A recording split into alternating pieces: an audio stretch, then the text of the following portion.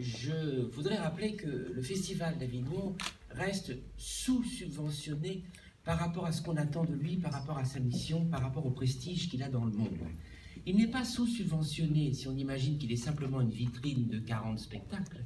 Il est sous-subventionné si on imagine qu'il doit être un moteur actif de cette région, un de ses moteurs économiques principaux, et que cette subvention n'est pas faite simplement pour acheter des beaux spectacles, mais aussi pour subventionner le spectateur et pour mener ce que nous faisons depuis 3 ans avec les équipes du festival, une action sociale sur le plan local. Nous y tenons absolument.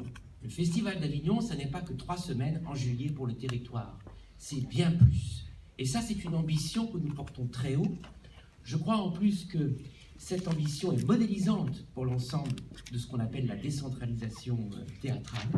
Nous devons montrer que la décentralisation, ça ne s'arrête pas au centre-ville, mais ça va jusqu'à la Fabrica. Et si nous sommes à 900 mètres du centre-ville, éteignez vos portables, soyez gentils. Comme on dit au début des représentations, éteignez vos portables. 900 mètres nous séparent du centre-ville et pourtant on a complètement changé de monde. Ce monde-là, il se sent souvent abandonné. Je ne dis pas que la culture est la réponse à tout, mais c'est une des réponses.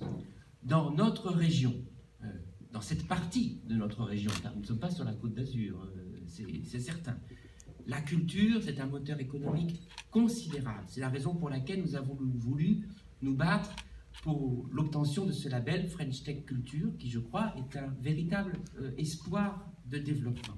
Mais au-delà de tout cela, il faudrait rappeler encore et encore que sans la culture, il n'y aura pas de société meilleure. Sans la culture et l'éducation, le tissu de la République, qui est souvent en train de se déchirer à certains endroits du territoire, ne pourra pas être reconstitué. Que l'avenir de la France, l'avenir des Français et des Françaises, c'est la culture et l'éducation. Donc je vous remercie, messieurs, des efforts que vous faites.